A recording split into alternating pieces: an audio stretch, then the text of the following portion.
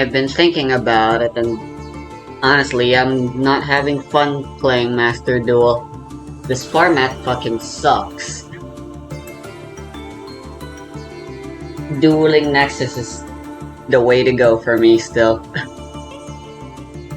That being said, I'm gonna play. This is gonna be my last video. This is gonna be the last time I'll be playing this game, period.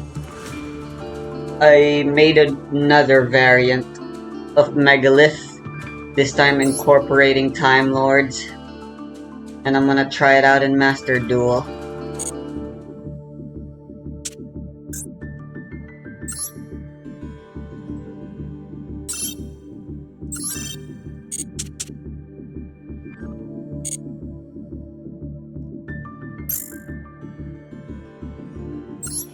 Hold on to this game. Need to practice the combo line first. Safest way to do that is in solo mode.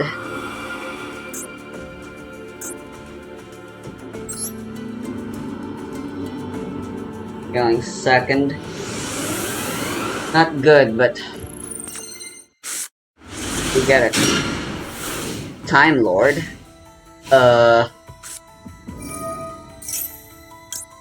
I'm playing the wrong deck.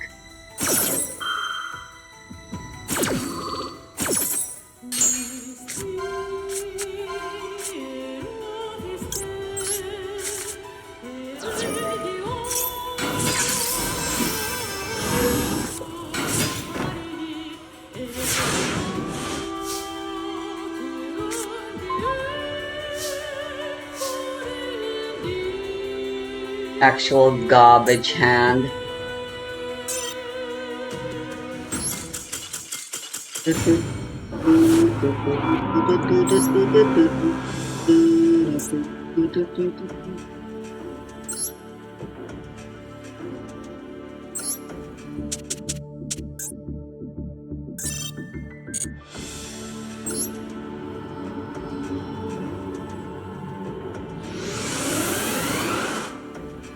Going first this time.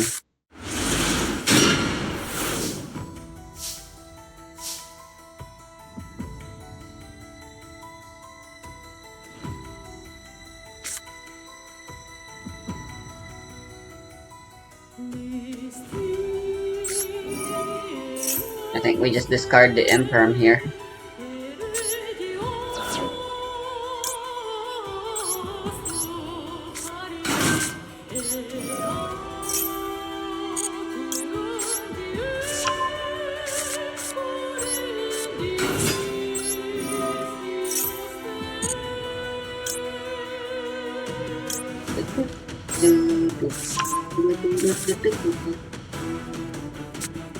This is actually gonna be just the standard combo line.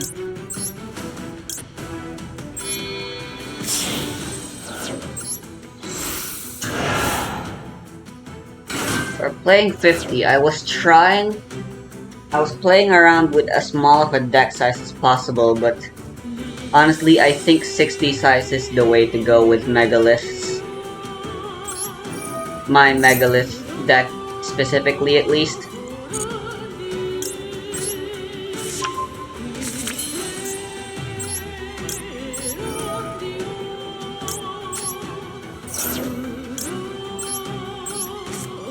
Unfortunately, with 60 size, it's a little too inconsistent without a Pot of Desires and all that other good draw cards. So I have to reduce it to just 50, which is a good middle ground, I think, for consistency. And I mean, honestly, I could just go 50 size on my TCG version of this as well.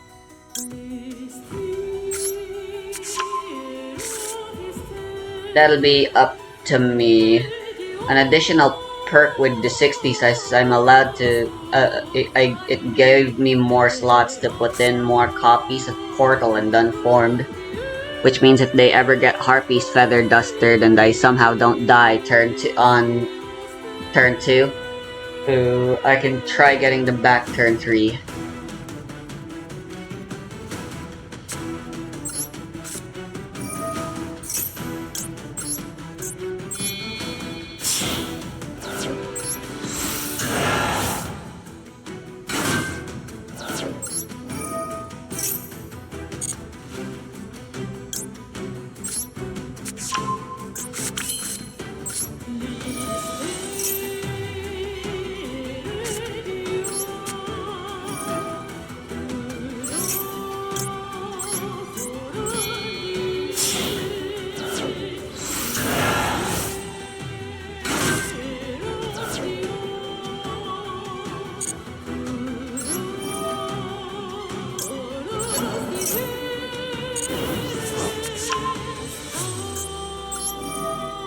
Miseria.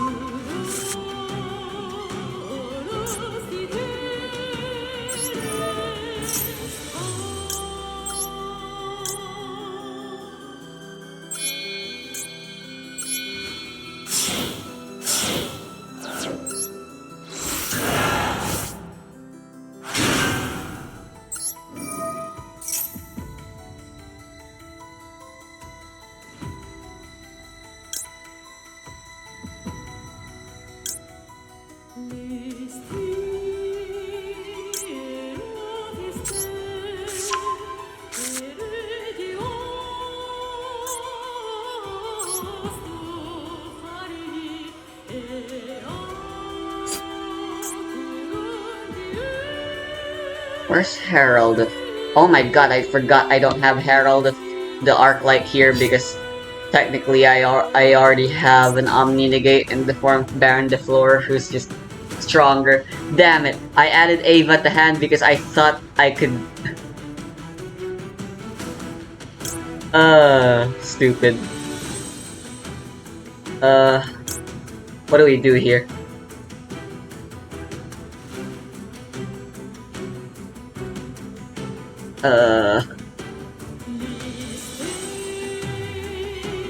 No point going for cross sheep.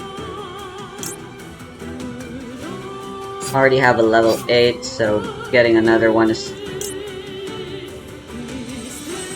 kind of pointless. I don't think the game will let me use Haggith to get Phalag out if I search for it with Gallant Granite.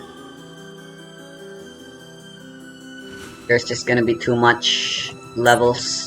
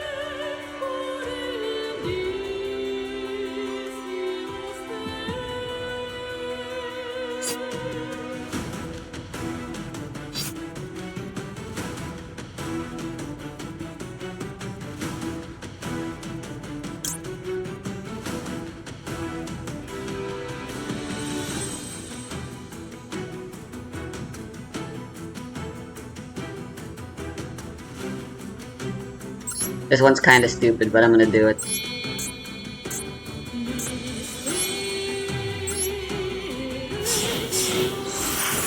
Why not? I'm only fighting against the AI here.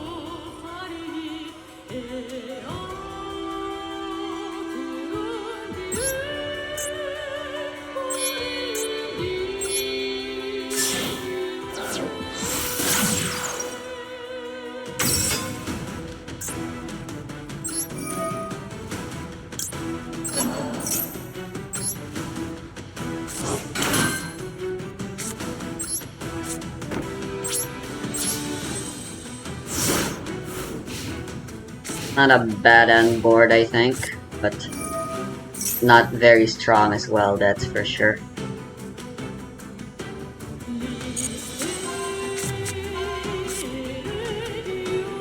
No negates, which is always important. Maybe I should still include Herald.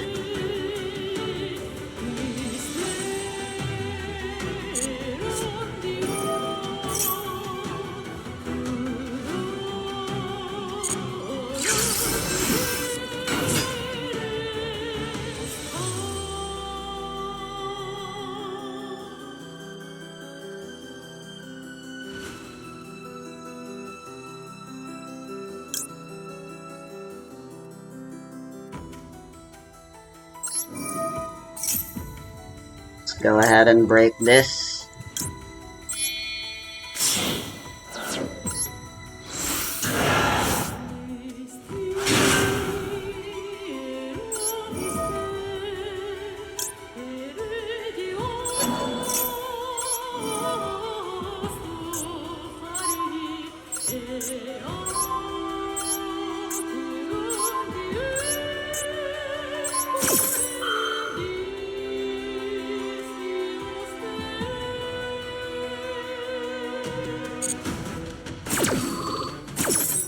Bonk.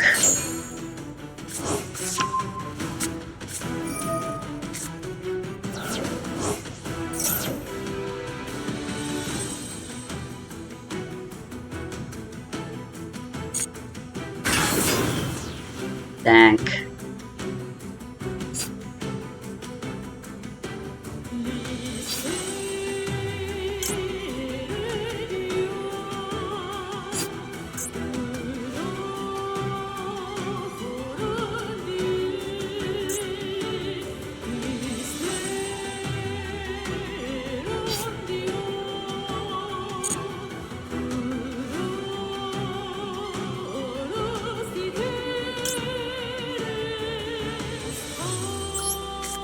Sprite's gonna die.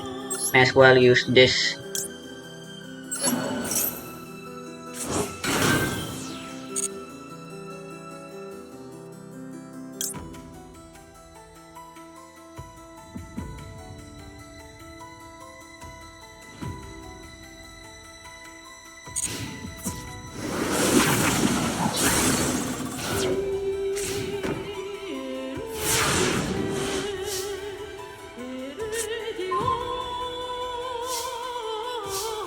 Not bad.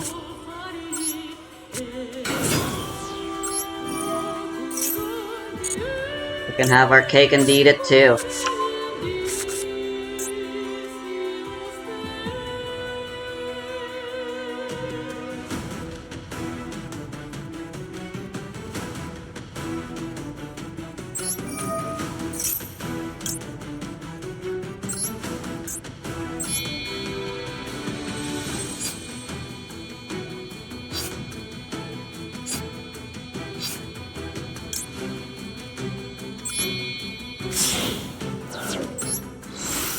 More names always good. And well, I can always just recycle.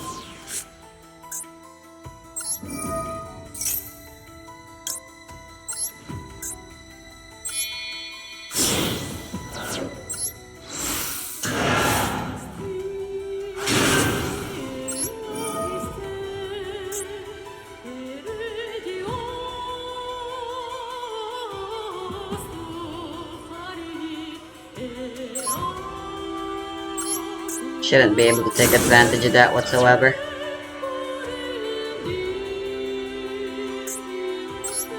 But they chose not to.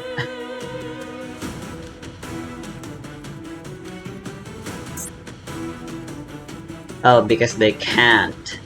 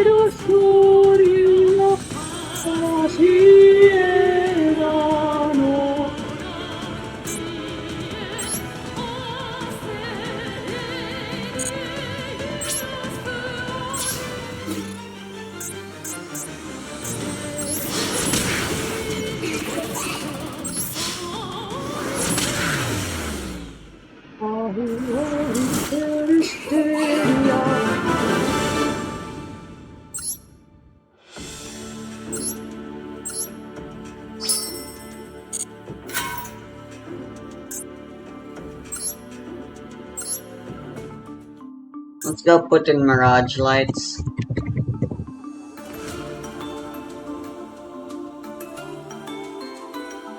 Who do I slot in replacement though?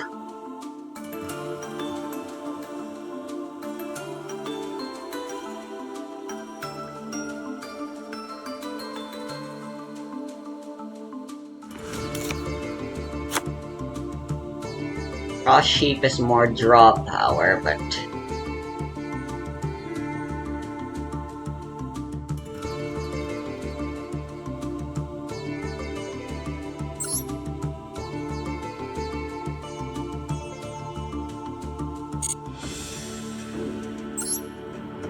I never really get to use it.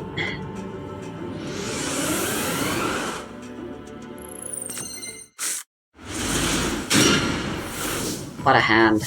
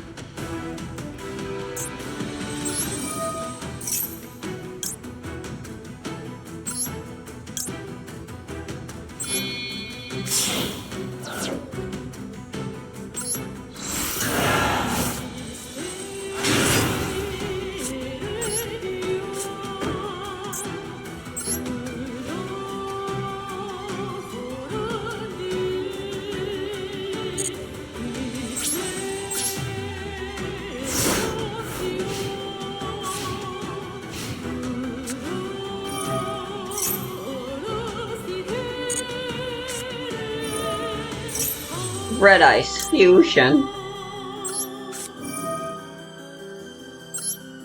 Good God, I've seen enough of this card already. Please.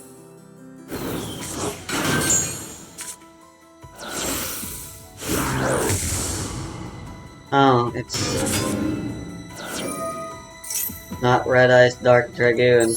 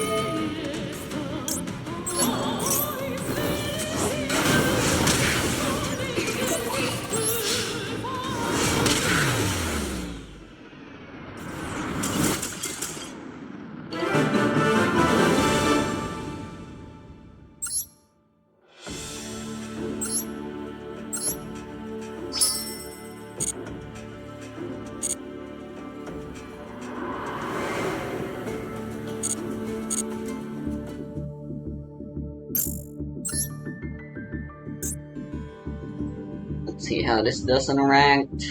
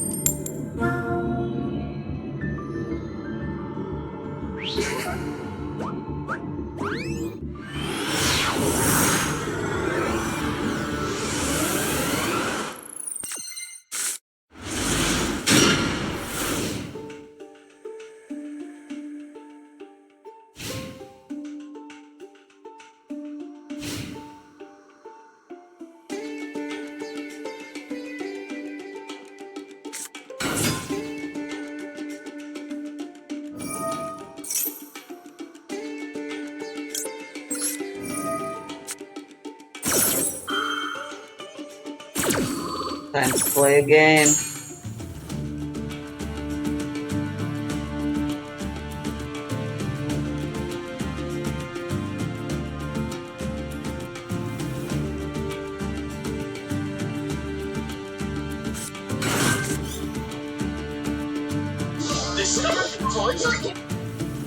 Sadie, I just don't know what to do anymore.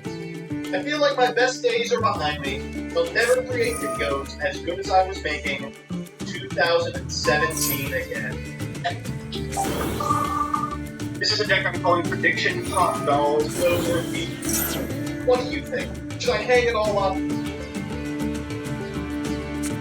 Right. It's time to get back to my roots. For the first time in years, I'll make attention testing that's 10 minutes long. This video is not 10 minutes. Yep, that's what the top comment is saying. Oh no, don't report it. It's been a while since we've had one of these that actually lasted 10 minutes, and this month's Patreon is Moki Moki. So why not relive the good old days of me trying to mark out content in Mach 3 and see if we can't get this done just above mid-roll. Presenting for some unknown reason. Great, they're playing Galaxy Eyes. Alright.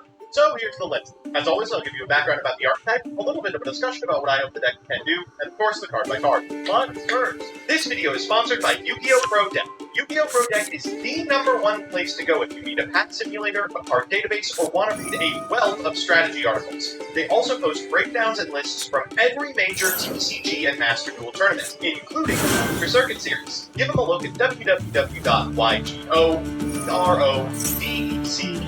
They're not afraid of Maxi, huh? They're going for it. Jesus, that hat cost us like 30 They're going for Galaxy Eyes. He's a 1-star vanilla monster played by a 4'10" pot-smoking child in GX. Aren't they afraid of Nibiru? Cameo too. Anyway, for some inexplicable reason, Konami couldn't leave well enough alone and gave this joke archetype a very real piece of legacy support in Power of To the be Elements, honest, it doesn't matter. Adrift. That's right, while some duelists were trying to make Tearlament work for Yoshizu, others were digging up beat-to-shit copies of a 1-star fairy. Unfortunately for me, there is something you can manage with these Mokies. Enchanting Fitting Room, Tri-White, Piercing Darkness, and Treasure Panda all roughly equate to 1 million pieces of link material, provided you're willing to jam your deck full of bricks. Using these human wave tactics, we can summon powerful fusions like Burst of Dragons through Proxy F, decent link boards through IP and access code, and we can even make Zeus via Assembled Nightingale. So with that, let's get into the card by card. First up, Moki Moki Adrift. This card's name becomes Moki Moki in its normal monster while it's face upon the field or in the graveyard, and you can discard a card to add a Moki Moki from your deck to your hand, except for Moki Moki Adrift. Treasure Panda allows you to banish up to 3 spells traps from your graveyard face down and special summon a normal monster from your deck whose level equals the number of cards banished to activate this effect. And we've got a whole bunch of 1-star normals: Moki Moki, Charcoal in Apache, and Flamfell Guard. We're playing Droll and Lockbird as well because it has an incidental synergy with Where Art Thou. After that, we've got 3 types of Unexpected Die, 3 types of Painful Decision, a 1-for-1 Apolymerization, 3 Enchanting Fitting Room, which allows you to activate the top 4 cards to your deck and special How summon are all they in activated gold level and they're still this normal low at doing their monsters. Three combo? copies of Where Art Thou, which provides you've got a level 1 monster on the field. That's a level 1 monster to your hand. Try White, which allows you to target 3 level 2 or lower normal monsters in your graveyard. Special summon them from the graveyard. Called by the grave, Moki Moki Smackdown, which will face a fairy monster you control is destroyed while you control Moki Moki. Turns all your Moki Mokis into 3,000 attack point beaters. And 3 copies of Piercing the Darkness, which importantly allows you to draw a card when you special summon a non-token normal monster in the extra. We've got First of the Dragons, which is in towers that can be made into normal monsters. Moki Moki King, which we're playing for funny reasons. Zeus, a Downer Magician, Assembled Nightingale, on some Blue Robin, just 1 star. Chose Baron, our normal monsters, and a bunch of League monsters that probably won't come up inside. We've got Heartbeat, Feather Duster, Infinite Impermanence, Cosmic Cyclone, Druid Swarm, Pancratops, and Dark Ruler no more. So with that, let's jump into the games. Our first match is up against Runic. They're playing like an Earthbound Immortal suite, but are they afraid I'll destroy their non-destroyable, non-targetable boss monster? And Joshua Schmidt. We'll see how it turns out. We are going first, and we have the combo. We'll begin with the decision in order to send a Moki Moki for a Moki Moki. Fire off a 1-for-1 in order to grab a Moki Moki Adrift from deck, and then go to a Link Spider. Link Spider allows us to special summon this copy of Flame Veil card. Let's go into a Link Rebo and a Proxy F Magician. Now it's time to get White. Try White for all 3, including the Moki Moki Adrift, which is of course a normal monster in the graveyard, and then we'll Proxy F to go into a copy of Moki Moki King. Next we're going to go for Treasure Panda. We'll use this 1 at a time. We'll get a Flame Veil guard. Then we'll go ahead and get a copy of Moki Moki, and then of course we can make an Ema, activate Link Rebo's graveyard effect, and end on a copy of Apollosa as well. We can fire up it 1 more time in order to get Charcoal and Apache and end on a Mask, though I don't know what we're making with the Mask. Our opponent's going to begin with a copy of Runic Tip. They're going to grab from deck to hand the field spell. Next, they're going to go ahead and activate Runic Slumber to special Runic from the deck. You can hear is going to activate. We might as well negate it. Any opportunity to activate this effect with Apollosa against a Runic deck I'm going to take. They go for Prisoner afterwards. We will Masquerade on activation of Runic Fountain, but they have the Flashing Fire, which of course we can't negate. And then afterwards they're going to activate Smiting Storm to banish the top 2 cards of our deck and refill their hand. That is really just miserable for us. They find off the top of their deck a copy of yyyy, which means we will get to negate it, but they also will get to go into an SP Little Knight and banish our Link Rebo from the graveyard. That's funny. They'll go to battle in end phase. Of course, they can't do anything in battle because they have activated a bunch of Runic spells. We're going to go to our own Little Knight. We're just going to get into Little Knight Wars real quick. We're going to go Little Knight on their Little Knight, and they're going to Little Knight our Little Knight, so we'll Little Knight their Little Knight.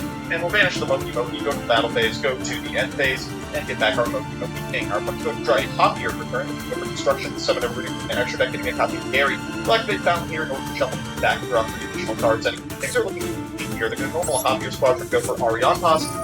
Let's have this be eaten. Too much main deck space to go to The start. Ariantos is generic. This is something I might play with a variation of the deck, but it means that stand by their Alright, they're not gonna let it get eaten. and have access to a feed whenever they Interesting. want. Painful decision, their mash, and oh god, we gotta get out of this one.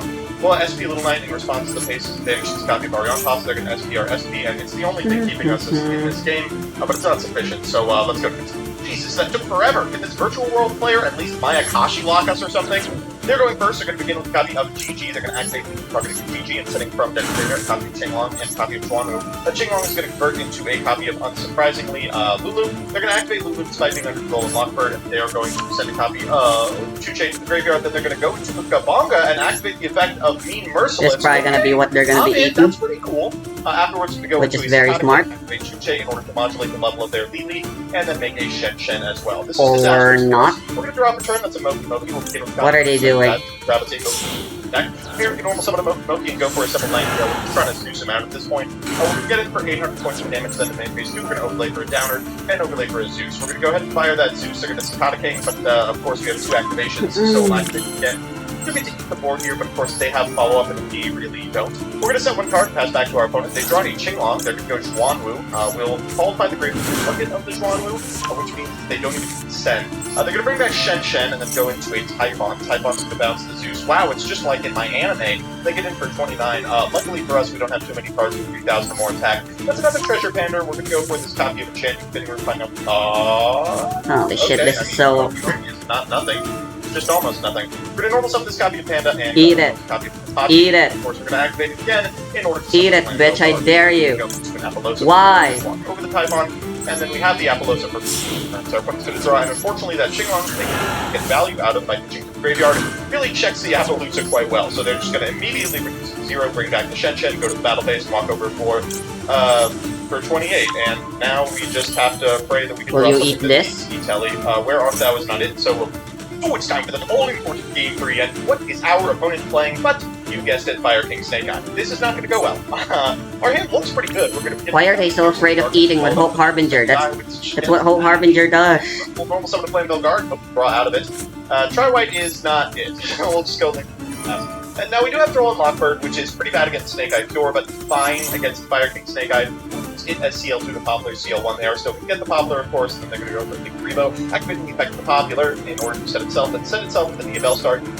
It's pointy here. They're going to go Ash afterwards in order to summon the Flame Bash from deck. Then they'll send the Flame Birch with the Snake Eye Oak out of hand. Afterwards, they're going to go into an Ivy Masquerena and just Oak to grab Ash, and then into a Promethean Princess. That's going to bring back the Flavor, which of course can activate targeting the IP Masquerena. They're not going for like a lethal push here, they're just trying to get to a position where we can't possibly bring it back. I think they probably managed their resources here wrong, but it shouldn't matter, they do have a lot of stuff at their disposal. We're going to go Moki and Piercing the Darkness. They're going to go for the Promethean Princess here. We're going to go for our Link Rebo, which will prevent the pop of the Moki, but still doesn't prevent the from evolving. Go to Anima, they put it in the wrong zone. That forces them to activate Activator on the Anima, which means that now we're free to try White. We actually might get out of this one. We'll summon 3 1-star monsters from our graveyard, and then afterwards we're going to go into a copy of from YouTube before to spin this copy of the Princess, and then overlay for an Assembled Nightingale. We're going to end on the Zeus as well. We'll get it for 22, for 4, for 4, and then in main phase 2, of course, we can overlay for Downward Magician, and followed up with the Big Boy himself.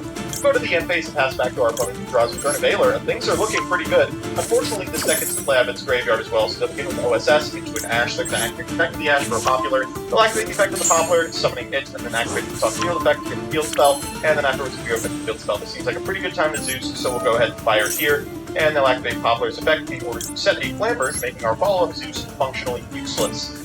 We can't kill them here, so we have to take 1 additional draw step, plus maybe 1 more if they set Valor. But it's not even going to matter because they draw a Wanted off the top. Grab them, the Bellstar from the graveyard, when they can just win the game. Flambird here triggering off of the set from the Bellstar. They're going to set OSS, and summon 2 graveyard. We can, of course, Zeus once, but it's not going to be sufficient to beat higher board, because from this position they have both the ability to kill our Zeus now and also extension afterwards. But they're going to go Ash for Ash. We will Zeus. They'll link Karibo in order to keep this Poplar in grave by being then trigger the Poplar in order to set the Ash afterwards. We can normal summon an Ash, and then go for a copy of Flambird's Dragon. Flambird's just going to shoot that sucker to macro and get it for 3,000. I struggle to think what would actually do it from this position, especially into 2 hand traps, and Flamville Guard is not it. We can link Karibo here in order to prevent the death, but it's not going to last very long. They are going to take this copy of Zeus and then drop it. That should be all she wrote. They're going to go into the effect of the Flambird, summon 2 Snake Eyes from Grave, go into Selene, activate the effect of Selene in order to summon nothing, and they're just going to go access code Popper. Alright, well, let's scoop it up, I suppose.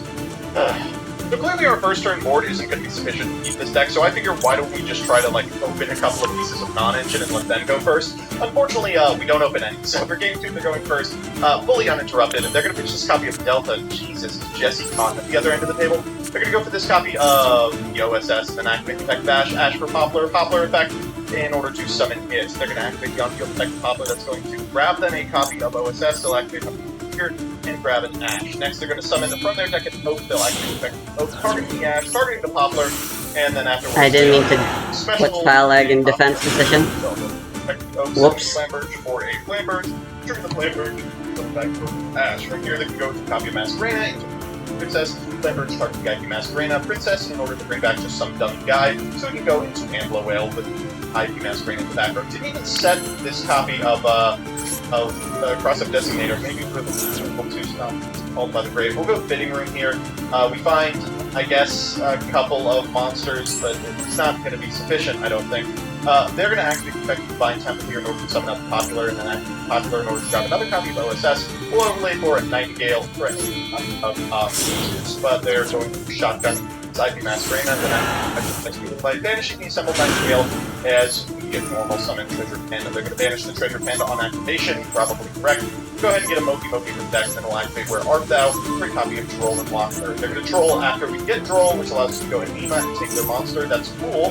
And then Tri-White allows us to summon 3 monsters back. I mean, we're in a decent position, but of course this deck thrives on follow-up, and we really don't have it. We'll go Battle Phase in order to crash their monster. They're going to bring back this copy of Masquerena, and then we'll just pass turn through, take 2,000. The end phase, they're going to go Access Code Talker first and foremost. Unfortunately, not a lot we can do about that. Bounce up to Ravina, they'll do this copy of Treasure Panda, and then they'll activate OSS. So this game is over. So we're back with the deck, and it's so what did you expect? Let's look at the pros and cons. First, the pros. 1, they'll basically just print anything on a card that supports 1-star normal monsters. Try White is just a soul charge. 2, you get to play Moki Moki, and that's Nicely funny. done. 3, I don't know, cut me some slack. And the cons. Everything! Everything! What do you want? This deck loses to every hidden trap. Loses to every board breaker. It loses to itself! Oh, really? All in all, don't build this. Alright, how'd we do? Oh, close. That's one of the things I hate about this format. It's a long time to lose. Alright, better do the Patreon read in that case.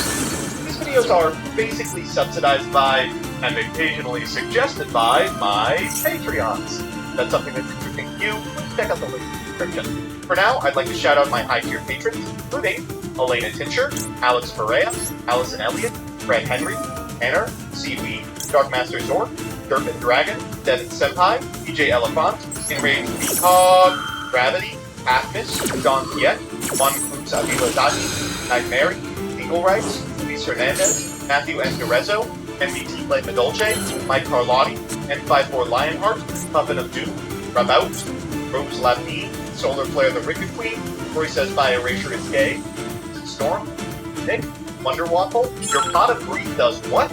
And you. Without you.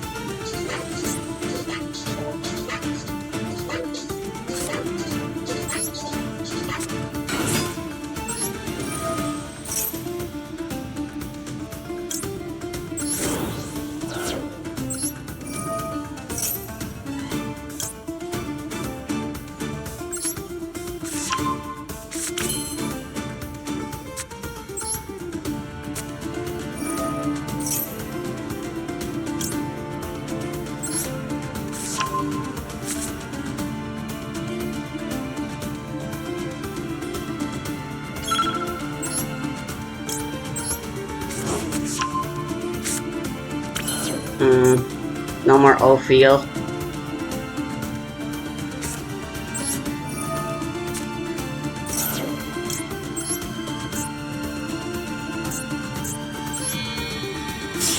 Or Phalag, rather.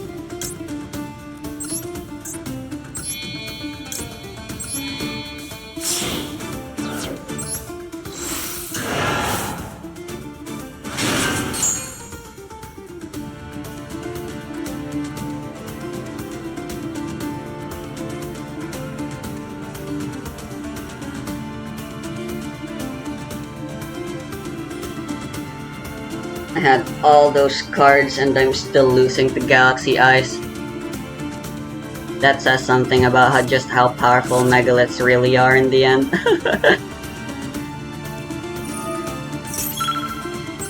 I'm laughing, but I'm dying inside.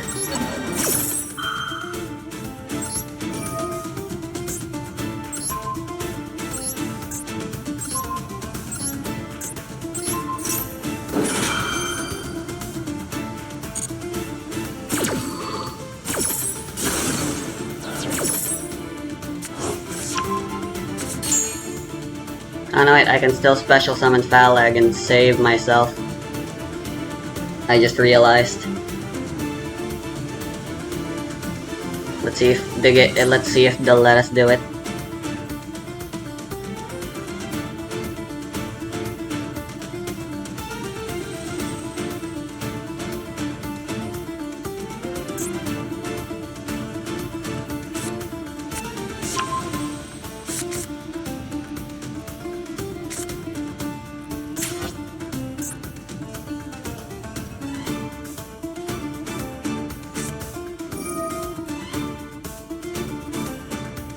What are they banishing? Yeah, I'm activating this. Ah, shirt. I'm an idiot. I brought the phalag that I summoned. Ugh. Well, at the very least, Ruin is alive.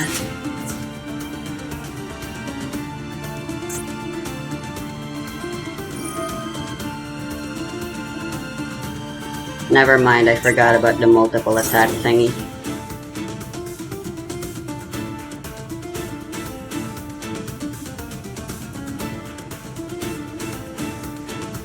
Might be game then.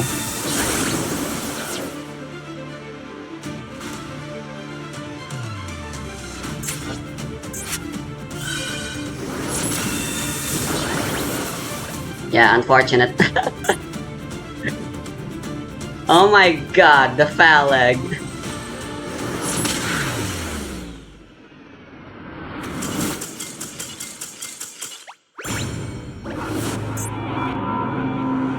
I didn't know you could do that.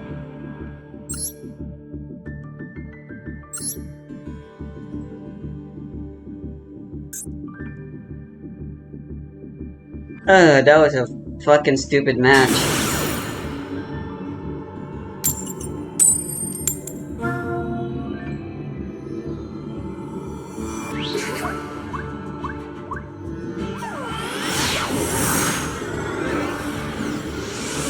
Right here, what can he do? He has to build an artillery, he has to move all the way around. So this Blackwood is actually insanely good, and he is running out of fuel with it, and I don't think he can get it back to harbor at this point. Are they playing Snake, because guys? His harbor is all the way over here. 1, 2, 3, I can 4, 5, I can 6, 7, 8, 9, I dig 10, this. 12, 13. I think actually if he moves I stand voice with harbor, voice. he can actually get it, just barely. But yeah, you can see this Blackwood is just insane. And here I build my mech. And I plan to use this mech to blast, like, slowly go through these. Again, it's mixed base maps, I don't want to commit a whole artillery to it. This mixed base maps are just very aggressive like that, but I figured if I just build a single mech, it'll blast its way through here eventually. So boom, you can see here, almost full max on the infantry. Unfortunately, Skull Guardian actually straight up kills me. So again, my opponent... let's hope the 6th card is something useful. useful. Of course here, he shifts his copter over to the right side. It's very annoying. He also builds a medium tank immediately.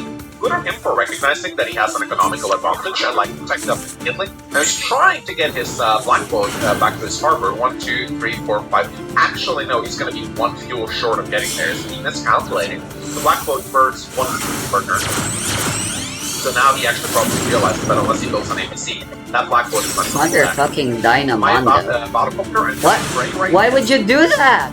And I start working on this pipe seam right here. Place my Amptire right here. Now this lab, I was going to capture it, and then I realized, actually, no, there are multiple labs on the map. Where's the other? Yeah, there's a lab right here. So I was like, oh, I'm going to take his lab, and then I was like, nah, it's just, there's another lab up here, it's not going to work. So I built another Amptire, even though, technically speaking, and this is kind of funny with Black, a little bit of a funny thing about Black, you don't actually need Amptire to ward away a single battlecopter as Black. Because you pump your power, there's actually a pretty good chance that you could shoot that battlecopter down with it. Does that bring back voiceless? Alright, it does. You have a chance of dealing 5 HP of damage to that battlecopter. So, you don't actually always need to respond with an anti-air. This is kind of a cool thing that Flak and Nell can do, which I really like. Let's go ahead and negate Sauravis. Just like Skull Guardian, rather. I'm just gonna pump my brute force. Did they ever add to hand? If you don't have much experience playing against Flak, alright, they had it. This can definitely take you off guard. So day 10 rolls in. I start working on the pipe scene. I send my black boat back to get resupplied at the harbor. And because, you know, look at all this forward, look at the Empire, it can't really reach. So I have some time to harass this infantry. And I'm also very close to getting this com tower right here, which will put me at 3 com towers, which is really good. And yeah, as you can see right here, this black boat is completely out of fuel at this point, so he's just going to keep it here to block, which is nice. And again, he was so feisty, man. This guy was so feisty. Although I will say, that a medium tank definitely gives him a bit of an advantage in this situation. And again, man, he really tried hard to prevent me from taking this com tower, but now I'm going to get it. Day 11 rolls in. Of course, now I gotta be careful because Adam's got his side slip ready, and he's got a lot of units in the area, so I gotta be really careful. If I get the comp tower, now I have 3 comp towers as flag, which means that my units deal a hell of a lot of damage to his unit. Just look at like tank on tank engagements right here with 3 comp towers. You can do up to 86% damage if I roll high, which is just so crazy. You gotta love flak in his firepower sometimes. Now, I also have this black boat, which is really nice. And I know I'm probably going to run into a side slip next turn. So I make sure to pull some of my forces back in preparation of that. And he does pop his side slip. Interrupts my capture up in the top left. Here comes the anti-air. Starts capturing the clock tower. He really moves in hard here with a bunch of his units. And I'm like, ugh, he's pushing me pretty hard here. He's taking a bunch of my properties. And here he also goes in. This guy was just very aggressive, man. Like, extremely aggressive. So day 12 rolls in, I have my brute force ready, but I decide to not pop it. I decide to shoot the infantry first because it's a guaranteed kill, and then I pop my brute force. And now it's time to roll the dice. Now I'm far behind on income at this point, so I need to make something happen quick. And if you notice, I got several units in range of expensive vehicles here. So I start with this tank, and I one-shot the Empire. I was so happy about this. I was like, oh my god, I'm so glad. Like, if we actually take a look at the damage calculator here, you can see that this is... Like, I have a chance of dealing 5 HP of damage to that thing. So if I roll low, that would be really bad. So 5 HP Empire, I can still do a lot of damage to Battlecopters. But I one-shot it, and here comes the Battlecopter. Oh, and I roll low. I roll low. Just to give you an example, like, this is so scary, man. Like, a black Battlecopter against a medium tank like that, he can deal up to 6 HP of damage. Sadly, though, I rolled kind of low, but I go with the infantry, ooh, 1 HP, and then I come in with the anti-air, ooh, 5 up. I roll well, but at least I reduced the medium tank to 5 HP, which is nice. So, not a great brute force, although I do get a good engagement right here, 9-3, which I do like. And I go with the anti-air too. Anti-air becomes tanks, basically, when your brute force is active, so it's very nice. And I still have that black boat available, which is a huge deal for me. His black boat since on day 13. But I will take a bit of a pounding on the counterattack right now. He still has a Battlecopter around, which is very annoying, and he's able to kill my, he's also able to kill my Empire. Here, he actually goes for my immediate tank, but I roll high on the counterattack, and I deal more damage to him than he deals to me. It was a bit of a bad engagement for him. So right now, things are not looking great for me, as you can see. I do have a unit count lead, but he has a massive income advantage, 18k to 14k. He also has a side flip ready, so I'm definitely behind here. I do have the advantage of having 3 comp towers, which is nice, which means I have a firepower boost. And I am able to take out his Battlecopter here, which is very nice. And this medium tank, there's really nothing he can do to attack to do damage to it right now, so he needs to get another medium tank out, but his medium tank is locked down here in the south. So again, using my black boat to transport my infantry around or repair my units. Again, this black boat is just so important. He never should have lost it, really. He wants to try and take down this medium tank so bad. Although at 4 HP, a lot of the fight that it has is gone. But he's doing a good job interrupting my captures at the moment. He builds another Battlecopter from his airport, and I have added on a second mech here, because I really want to try and blast on these 5-6, because I really want to go for this airport right here now. That would give me complete air superiority. He hasn't even started working on my 5-6 yet, so if I can take his airport, then he will have no Battlecopters at all, which is very nice.